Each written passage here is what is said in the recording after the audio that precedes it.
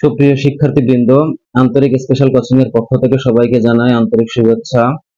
আজকে আমরা নতুন একটা ভিডিও নিয়ে তোমাদের সামনে হাজির হয়েছি।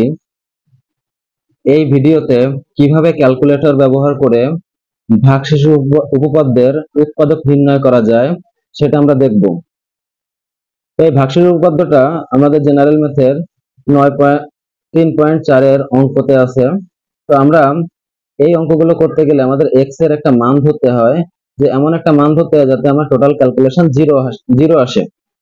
তো এই মানগুলো আমি যদি ম্যানুয়ালি বের করতে চাই তাহলে আমাদের একটু সময়ের প্রয়োজন হয়, বিভিন্ন মানগুলো বসাতে হয় এবং দেখতে হয় কোন মান ব্যবহার করলে টোটাল ক্যালকুলেশনটা জিরো আসে। তো এটা একটা সময় সাপেক্ষ ব্যাপার। তো আজকে আমরা ক্যালকুলেটরের মাধ্যমে এই মানগুলো বের করার চেষ্টা করি। তো চলো শুরু করা যাক। দেখো, এখানে আমি খাতায় একটা অঙ্ক তুলছি। এখানে দেওয়া আছে x cube plus 2x square minus 5x minus 6। এটা যদি আমি ক্যালকুলেটরের মাধ্যমে বের করি তাহলে কি আসে দেখো, এক্স কিউব, তারপরে হচ্ছে plus 2x square minus 5x minus 6।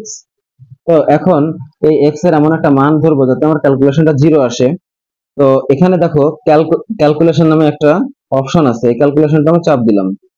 দেখো এক্স এর একটা মান চাচ্ছে, আমরা এখানে +1 -1 +2 -2 দিয়ে দেখবো যে কোন মান দিলে এর মানটা জিরো আসে। তো আমরা প্রথমে +1 দিলাম, দিয়ে দেখি কত আসে। দেখো -8 আসে। আমাদের এখানে জিরো আসলেই আমাদের অ্যান্সারটা হয়ে যাবে।